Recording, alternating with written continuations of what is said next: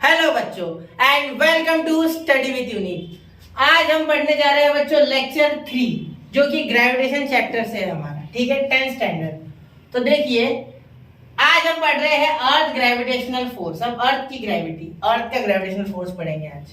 तो ये क्या है बच्चों, चलिए देखते हैं।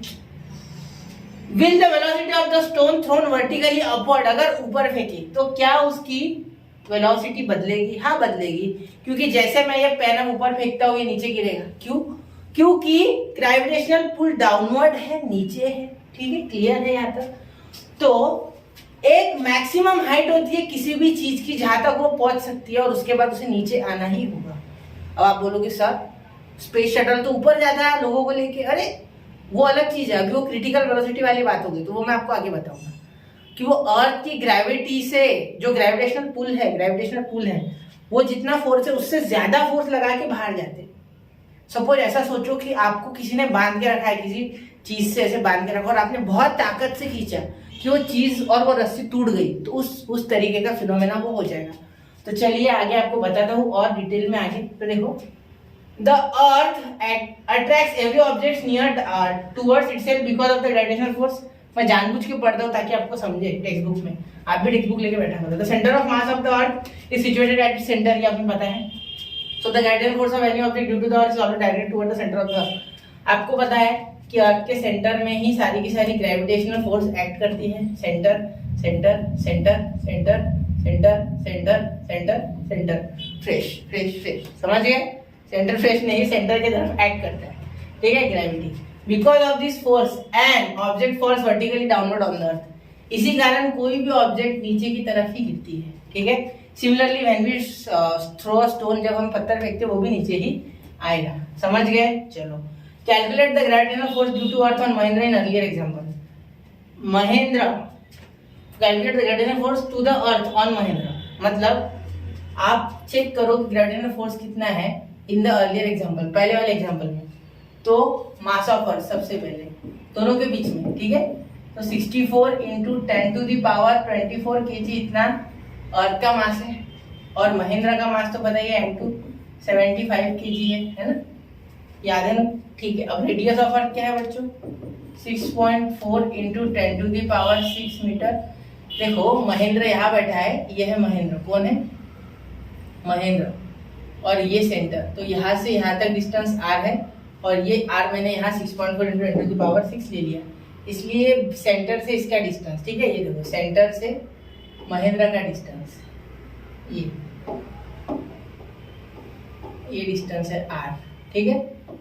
ये सेंटर, ये महेंद्र, तो इनके बीच का हमें ग्रेविटेशनल फोर्स निकालना है, ठीक है। तो जी है हमारा 6.67 इंटू 10 टू द पावर -11, ठीक है, पता है, न्यूटन मीटर स्क्वायर पर KG square.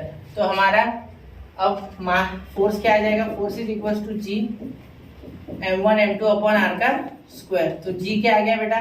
6.67 into 10 to the power -11 into m1 कितना हो गया? 64 इंटू 10 टू द पावर 24, ठीक है।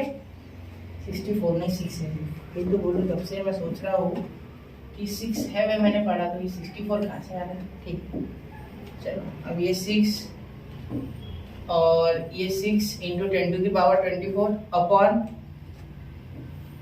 और इंटू ये इसका 75, इसका 75 अपॉन 733, तो ये 6.4 इंटू 10 टू द पावर 6 का होल ब्रैकेट स्क्वायर, ये आर का, ठीक है, इसका स्क्वायर।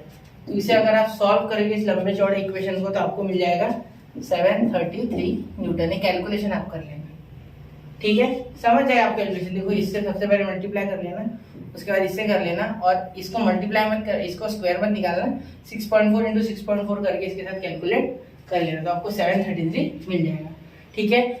क्वेश्चन क्या था बच्चों कि अर्थ के सेंटर से लेके तो महेंद्र ऊपर जो सरफेस पे बैठा है उन दोनों के बीच में हमें फोर्स निकालना था, एफ निकालना था, जो कि ग्रेविटेशनल फोर्स है, ठीक है। और डिस्टेंस कितना है बीच में? r डिस्टेंस, यानी रेडियस ऑफ द अर्थ, समझ गए? क्लियर है? चलो अब to example 2, starting from rest what will be Mahendra's velocity after 1 second if he is falling down due to gravitational force of the earth. मतलब ग्रेविटेशनल फोर्स के कारण अगर ये नीचे गिर रहा है ठीक है। ग्रेविटेशनल फोर्स के कारण अगर ये नीचे गिर रहा है तो हमें देखना है कि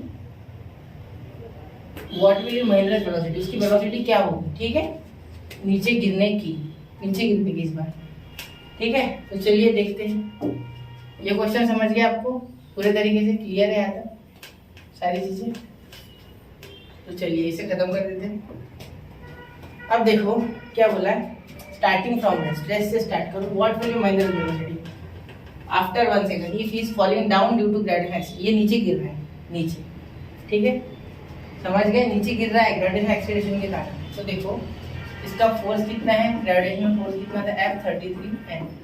जैसे वहां विराट और महेंद्र के बीच में था 4.002 इंटू 10⁻⁻7, ठीक है, न्यूटन, वैसे क्या 733 आ गया। और हमारा M कितना है महेंद्र का 75 kg, ठीक है। और एक्सेलरेशन निकाल लेंगे तो F अपॉन M यानी फोर्स अपॉन मास, क्योंकि F is equal to M, ये न्यूटन का सेकेंड लॉ है, न्यूटन सेकेंड लॉ, ठीक है। तो अब देखो एक्सेलरेशन आ जाएगा 733 अपॉन 75, जो कि हमारा यहाँ आ गया है। इस ऐसे के ऐसे रखो, इसे करो मत सॉल्व, यहाँ किया नहीं है क्योंकि कुछ होगा, मैं भी नहीं करता था। अब देखो V is equal to U plus AT, वही सेम फॉर्मूला, हमें क्या निकालना है, एक्सेलरेशन, तो V निकालना है फाइनल। तो ये इनिशियल वेलोसिटी 0 क्योंकि एक जगह बैठा है वो, ठीक है। ये देखो ये अर्थ है, वो एक जगह बैठा है और ये सेंटर की तरफ नीचे गिर रहा है, तो एक्सेलरेशन निकालना है, ठीक है। फोर्स तो हमने निकाल लिया, F हमने निकाल लिया। अब हमें निकालना है यहाँ का, क्या निकालना है बच्चों, वेलोसिटी, फाइनल वेलोसिटी। इनिशियली तो 0 थी, ठीक है। एक्सेलरेशन क्या है, 733 अपॉन 75 इंटू टी कितना है 1 सेकंड, तो V क्या आ गया हमारा, ठीक है। हमारा V आ गया 9.77, ये 75 से इसको डिवाइड कर दिया 733 को, तो 9.77 मीटर पर सेकंड, ये आ गया हमारी फाइनल वेलोसिटी। समझ गए, फाइनल वेलोसिटी क्या आ गई 9.77 इंटू 9.77 मीटर पर सेकंड, ठीक है। अब this is 1.83 into 10⁻9 times Mahindra's velocity in example 2, मतलब 1.83 इंटू 10⁻9 टाइम्स है ये। क्यों? क्योंकि यहाँ मास ऑफ अर्थ बढ़ने के कारण फोर्स बढ़ गया, और फोर्स बढ़ने के कारण खींचने की ताकत बढ़ गई, और खींचने की ताकत बढ़ने के कारण वेलोसिटी बढ़ गई। समझ गए, क्लियर है। Thus, if the earth attracts an apple towards itself, the apple also attracts the earth towards itself with the same force. Why then does the apple falls towards the earth but the earth does not? ये मैंने आपको starting के पहले lecture में जवाब दे दिया कि भाई अर्थ जो है बच्चों वो भारी है और जो एप्पल है वो हल्का है, उसके कारण उसके पास मास कम है, और अर्थ के पास मास ज्यादा होने के कारण अर्थ का ग्रेविटेशनल फोर्स जो है खींचने का वो ज्यादा है, और जो एप्पल है उसका कम है। समझ गए। Gravitational force due to Earth acts along the moon because of its moon revolves around the Earth. Similarly, situation exists with artificial satellite orbiting the Earth. The moon and artificial satellite orbiting the Earth. The Earth attracts them towards but itself. Unlike the falling apple, they do not fall on the Earth. Why? This is because of the velocity of the moon and satellite. अरे ये देखो, ये बता देता। ये देखो Apple की तरह सैटेलाइट और मून क्यों नहीं गिरते, ये मिटा दोगे। देखो क्या पूछा है कि सैटेलाइट और मून अर्थ पे क्यों नहीं गिरते। देखो सॉरी, ये अर्थ है बच्चों, और इसके आजू बाजू ये मून घूम रहा, और शायद ऐसी कोई सैटेलाइट पकड़ लो, और कोई ऐसा सैटेलाइट है जो कि आर्टिफिशियल है, ऐसे आर्टिफिशियल सैटेलाइट को ऐसे बना लेते हैं, ठीक है। अब ये भी घूम रहा है ऑर्बिट में, तो क्या हो रहा है देखो, उनकी स्पेशल एक वेलोसिटी होती है हाँ या ना, कुछ वेलोसिटी इस साइड या इस साइड जिस भी साइड जाएगी वेलोसिटी भी होती है। उस वेलोसिटी आपने मंगलयान में देखा होगा कि उस वेलोसिटी के कारण ही वो ऑर्बिट में घूम पाते हैं। जैसे वेलोसिटी इनकी 0 हो जाएगी, ये अर्थ के ऊपर गिर जाएगी। एक्चुअली वो फ्री फॉल में है बच्चों, वो लटके हैं वहां पे, ऐसा समझ सकते कि इनविजिबल डोरी से वो वहां लटके हैं, ठीक है। अर्थ के ऑर्बिट्स होते हैं बच्चों बाहर जाने के लिए, डायरेक्टली कोई चीज अर्थ के ऑर्बिट से डायरेक्टली बाहर नहीं जा सकती, धीरे धीरे जाएगी, ठीक है। तो सोचो अर्थ का ऑर्बिट क्रॉस करना इतना आसान नहीं है, बहुत ज्यादा फोर्स है, याद रखना है बात। तो यहाँ जब वो चीज घूम रही है, ठीक है, तो उसे एक वेलोसिटी पजेस की उसने एक वेलोसिटी है, उसके पास खुद के पास एक v है, जिसके कारण वो चीज अर्थ के ऑर्बिट में घूम पा रही है। अगर उसकी वेलोसिटी आप 0 कर दो किसी भी तरीके से, तो वो जैसे आपका स्टोन अर्थ आ जाएगा घुमाते घुमाते, वैसे ही वो चीज भी अर्थ के अंदर खींची जाएगी और अर्थ के ऊपर गिर जाएगी। समझ गए? क्लियर है? चलो चलते हैं आगे। तो अब देखो अर्थ gravitational acceleration. What is earth gravitational acceleration? The earth exert gravitational force on objects near it. मतलब हर एक ऑब्जेक्ट के ऊपर ये फोर्स डालती है। सही बात है, बिल्कुल सही बात है। ठीक, according to Newton second law of force acting on a body results in acceleration. सही है, F is equal to M F is equal to M into A. Force act करोगे मास के ऊपर तो एक्सेलरेशन होगा ही। जैसे मैंने ये पेन को ऐसे धक्का दिया तो ये पेन एक्सीलरेट हो गया। सही है, आगे जाए। अब देखो this is called acceleration due to gravity. अब एक्सेलरेशन ड्यू टू ग्रेविटी यानी मैंने ऐसे छोड़ दिया क्योंकि ग्रेविटेशनल फोर्स एक्ट किया, तो ये देखो ग्रेविटेशनल एक्सेलरेशन हुआ। सही है। अब एक्सेलरेशन इज वेक्टर। अब वेक्टर और स्केलर क्या है? तो वेक्टर क्वांटिटीज को डायरेक्शन होती है और जो स्केलर क्वांटिटी उन्हें डायरेक्शन नहीं होती। As the gravitational force of any object due to Earth is directed towards the center of the Earth, the direction of acceleration due to gravitation is also directed towards the center of the Earth, vertically downward. अब ये चीजें बार बार यहाँ यही repeat किया है कि देखो कोई भी चीज ऊपर फेंको नीचे आएगी, ऊपर फेंको नीचे आएगी। क्यों? क्योंकि वर्टिकली डाउनवर्ड ही कोई भी चीज अर्थ पे आ सकती है, क्योंकि अर्थ सेंटर से ग्रेविटेशनल फील्ड बनता है। तो इसीलिए ग्रेविटेशनल फोर्स नीचे खींचता है, नीचे ना कि ऊपर, नीचे खींचेगा। समझे? चलो क्लियर। वैल्यू ऑफ जी। जी हाँ, अब जी यानी छोटा जी यानी बच्चों ग्रेविटेशनल एक्सीलरेशन। ये तो आपको पता है, एक बार सिर्फ पता रहो। अब एक ग्रेविटेशनल एक्सीलरेशन चेंज होता है बच्चों, चेंज होता है। कैसे? देखो सरफेस पे भी चेंज होता है, पहली बात तो। दूसरी बात ये अल्टीट्यूड पे भी चेंज होता है, अल्टीट्यूड यानी हाइट। और तीसरा डेप्थ पे भी चेंज होता है। अब ये क्या नाटक है भाई, ये क्या माजरा है नया? तो फिजिक्स में ऐसे होता है बेटा। ठीक है, अब देखो यहाँ ये जो वैल्यू है 9.77 मीटर पर सेकंड स्क्वायर, ये सब कैलकुलेशन करके लाया है। ये तो हमें पता है formula for gravitational acceleration. F is equal to mg यानी ये है W is equal to mg actually, लेकिन वेट भी एक फोर्स ही है जो नीचे एक्ट होता है, इसलिए F is equal to mg। ठीक है, वेट लिखते समय याद रखना कभी भी ऐसे सीधे खड़े होंगे। ऐसा होगा क्या पोज दे के ऐसे शाहरुख खान जैसा खड़ा होगा? कैसे आएगा वेट? आड़ा टेढ़ा वेट आएगा। वेट लेते समय सीधा खड़ा होना होता है क्योंकि वेट नीचे आ रहा है और वेट ग्रेविटी के कारण है। अगर ग्रेविटी नहीं तो वेट नहीं, याद रखना। मास है, मास तो हमेशा है भाई, लेकिन वेट नहीं है। ग्रेविटी है तभी वेट है। ठीक है, इसलिए वेट एक वेक्टर क्वांटिटी है तो उसे डायरेक्शन है। ठीक है, अब ये फॉर्मूला यहाँ से F की वैल्यू डाल दी हमने। ठीक है, तो M, ये M और ये M मैं आपको करके बता दूं एक बार। देखो F is equal to G M M upon R square. ठीक है, ये हटा दूं, कहा गया, हाँ, G M M upon R square और F is equal to M G. तो अब क्या कर देंगे, इन दोनों को इक्वेट कर देंगे। ठीक है, तो मैं इक्वेट करने के बाद ये लिख सकता हूँ G M M upon R square is equal to M G. तो M M cancel, therefore gravitational acceleration is equal to G M upon R square. तो जी की वैल्यू तो हमें पता है 6.67 into 10 to the power -11 newton metre square पर KG square. और हमारा जो मास है वो होता है बच्चों अर्थ का 6 इंटू 10 टू द पावर 24 और केजी, और आर होता है हमारा radius 6.4 into 10 to the power 6। ठीक है, समझ गए? और इसका क्या स्क्वायर। तो जब इसको कैलकुलेट करोगे तो 9.77 मीटर पर सेकंड स्क्वायर ये हमारा एक्सेलरेशन आ जाएगा, जो कि है gravitational acceleration which is due to gravitational force, which is due to gravitational field, which is due to the crust or the layers present at the center, which is also called as core of the earth। समझ गए? Centre पे है, उसके कारण सारा gravitational field बन रहा है और उसी ग्रेविटेशनल फील्ड के कारण ग्रेविटेशनल फोर्स एक्ट कर रहा है और वो ग्रेविटेशनल फोर्स के कारण ग्रेविटेशनल एक्सेलरेशन बन रहा है। उसकी वैल्यू है 9.77। अब जरूरी नहीं हर जगह 9.77 है, कहीं कम तो कहीं ज्यादा, क्योंकि फोर्स भी कम ज्यादा हो रहा है। क्यों? क्योंकि अर्थ का जो शेप है वो एक्चुअली एक पूरा स्फीयर नहीं है बच्चों, उसे जियोइड कहते हैं। GIOD, geoid. ये एक इरेगुलर स्फीयर है, बराबर है, लेकिन ये इस तरीके का स्फीयर नहीं है, ये इस तरीके का स्फीयर है, कहीं कम कहीं ज्यादा, एकदम से नहीं, इतना भी कम नहीं है। ये तो मैंने ढंग से निकाला नहीं। कहीं पहाड़ है बच्चों, कहीं डीप वैलीज है, कहीं पानी है। ठीक, समझ रहे हो ना? इसके कारण पूरा स्फीयर नहीं है, दूर से भले दिखता होगा लेकिन नहीं है। ठीक है, समझ गए? चलो तो the acceleration depends on the mass and the radius of the earth, so the acceleration due to gravity at a given point is the same for all object, it does not depend on the property of the object. बराबर। देखो मैं आज आपको एक experiment बताऊंगा। एक building पे खड़े हो जाए बेटा चिंटू, यहाँ एक 10 किलो का स्पीयर ले और एक 5 किलो का ले या 1 किलो का ले, आपके मन से।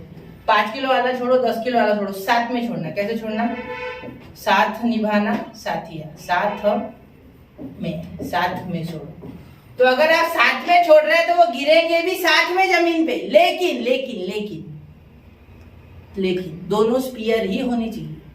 हाँ, अलग भी ऑब्जेक्ट चलेगा, लेकिन ऐसा ऑब्जेक्ट हो जिसको एयर रेजिस्टेंस कम हो। ठीक है, अगर पेपर छोड़ दोगे तो वो नहीं गिरेगा साथ में, पेपर का गोला करना होगा तब गिरेगा, क्योंकि एयर रेजिस्टेंस होता है हवा में। ठीक है, तो हवा के कारण वो देर से गिरेगा और ये सॉलिड चीज जल्दी गिरेगी। मेरी बात समझ रहे हो? पकड़ में आ रही है मेरी बात? ठीक, करके देखना ये चीज। ठीक है लेकिन अगर आप किसी तरीके से वैक्यूम बनाने में कामयाब हो गए, जैसा साइंटिस्ट ने किया हुआ है, नासा में किया है शायद उन्होंने एक्सपेरिमेंट, तो वो आपको यूट्यूब पे वीडियो मिल जाएगा। तो देखो, उन्होंने एक स्पीयर बॉल लिया है, एक फेदर लिया है, पहले उसे छोड़ा, फिर फेदर बाद में गिरता, स्पीयर पहले गिर जाता ड्यू टू एयर रेजिस्टेंस। फिर उस चेम्बर में की पूरी हवा निकाल लेते, वहां वैक्यूम क्रिएट करते, फिर बॉल को छोड़ते और फिर स्पीयर को छोड़ते। तो बॉल फेदर को छोड़ते और स्पीयर को छोड़ते, तो फेदर और वो स्पीयर साथ में गिरते हैं, क्योंकि वह एयर रेजिस्टेंस नहीं है, कंप्लीट वैक्यूम है। और गैलीलियो सर ने ऑलरेडी प्रिडिक्ट कर लिया था। ठीक है, चलिए तो देखते हैं variation of G. Change along the surface of the earth. Surface of the earth, surface मैंने बताया आपको कि अर्थ जो होती है बच्चों, वो बल्ज होती है at the equator and flatten होती है एट द पोल्स। पोल्स पे क्या होती है बच्चों? फ्लैटन, और इक्वेटर पे क्या होती है बच्चों? BULG, बल्ज होती है। मतलब यहाँ फूगी हुई होती है और यहाँ चपटी होती है, सीधी सी बात। पोल्स पे चपटी है। ठीक है, समझ गए? आगे ध्यान में आपको। ठीक है, therefore देखो, the reason is that the shape of the earth is not exactly spherical and so the distance of the point from its center is not exactly same place to place, हर जगह same नहीं है। Due to rotation the earth bulge at the equator and is flattened at the poles, its radius is largest at the equator and smallest at the poles, therefore value of G is 9.8। देखो, poles पे value of G अलग है, G की value है 9.832, सही है ना? हाँ, 9.832 मीटर पर सेकेंड स्क्वायर, और इक्वेटर पे है वो बेटा 9.77 या 9.78 ले लो, 78 मीटर पर सेकंड स्क्वायर। ये वैल्यू में फर्क है। तो पोल्स पे ग्रेविटेशनल एक्सेलरेशन क्या है बच्चों? ज्यादा है, और इक्वेटर पे ग्रेविटेशनल एक्सेलरेशन कम है। सीधी सी बात, समझ गए? And decreases slowly with latitude. अब धीरे धीरे आगे बढ़ोगे कम हो जाएगा। ठीक है, इट लोएस्ट 9.78। अब आप बोलोगे सर पोल्स पे ग्रेविटी ज्यादा क्यों है? सीधी सी बात है, मैंने आपको क्या समझाया बच्चों कि फॉर्मूला जो है F का, F is equal to G/m/r², तो m1 m2। तो एक चीज बताओ, ये फ्लैटन है, यहाँ चपटी है अर्थ, मतलब ये जगह अंदर हो गई, ये थोड़ा रेडियस से पास हो गया पोल, तो पोल्स रेडियस से पास है, इसके कारण डी की वैल्यू कम हो गई, इसलिए एफ बढ़ गया। क्योंकि डी एक कम करने वाला फैक्टर है, R is inversely proportional to F, F is inversely proportional to r², सही है। और वही यहाँ बल्ज होने के कारण इक्वेटर पे दूर हो गया रेडियस, थोड़ा सा रेडियस बड़ा हो गया, थोड़ा सा, ज्यादा नहीं। तो इसके कारण इक्वेटर पे कम और पोल्स पे ज्यादा। ठीक है, अब चेंज विथ हाइट। अब देखो, एक्चुअली देखो, हाइट के चेंज के लिए आपको पूरे के पूरे जो लेयर्स है एटमॉस्फेयर के वो छोड़ने होंगे, तभी आपको थोड़ा बहुत फील आएगा कि ग्रेविटी कम हो रही है। ठीक है, क्योंकि अर्थ की ग्रेविटी 35,000 से लेके 36,000 तक काम करती है, किलोमीटर तक, यहाँ से पृथ्वी से 35 से 36,000 किलोमीटर तक वो काम करती है। क्योंकि जो हायर अर्थ ऑर्बिट होते हैं वो हम उसे बोलते हैं। ठीक है, 35 से 36,000 के बीच। ठीक है, वो छोड़ो, आप सिर्फ इतना ध्यान दो कि change along the surface of the अर्थ हो गया, अब चेंज अलोंग द हाइट। तो देखो, अगर आप बोलोगे कि मैं हवाई जहाज में बैठा और 10 किलोमीटर ऊपर हवाई जहाज उड़ रहा है जमीन से और चेंज आ गया ग्रेविटी में, तो नहीं, वो इतना निग्लिजिबल है कि वो दिखेगा भी नहीं। लेकिन याद रखना कि जैसे जैसे हाइट बढ़ती है वैसी वैसी ग्रेविटी कम होती है। और एक चीज की, इसी कारण प्रेशर भी कम होता है एटमॉस्फेयर का, इसीलिए प्रेशर एटमॉस्फेयर का कम होता है बच्चों। इसीलिए अगर आप एग्जाम्पल के तौर पे मैं आपको दे रहा हूँ ये चीज।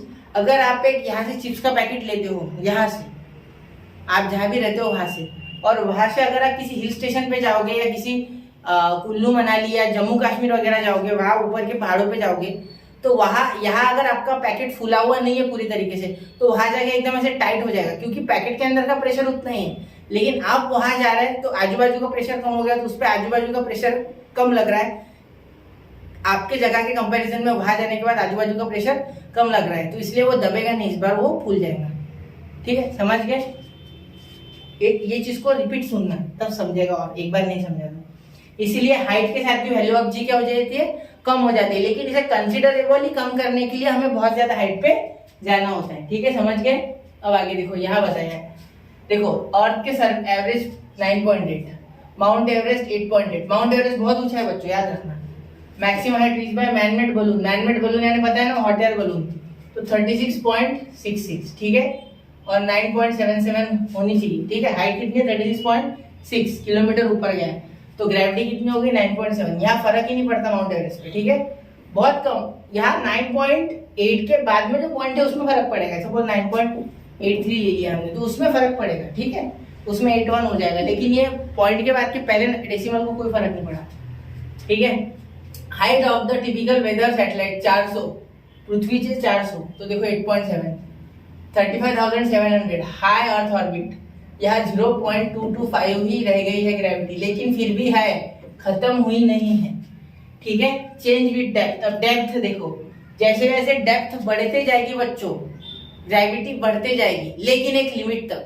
ठीक है, अब देखो, बहुत आपको लगता होगा कि सर नीचे नीचे जा रहे हैं तो ग्रेविटी बढ़नी चाहिए, लेकिन एक चीज याद रखो, F = G m1 m2 upon D square है बच्चों। तो जैसे जैसे अर्थ के अंदर जाओगे, देखो यहाँ आप हो, आप गड्ढा खोदते खोदते अर्थ के नीचे नीचे जा रहे हैं, तो यहाँ जब पहुंचोगे कोर पे, तो आपका डिस्टेंस अर्थ से क्या हो जाएगा बच्चों, 0। क्या हो जाएगा, 0।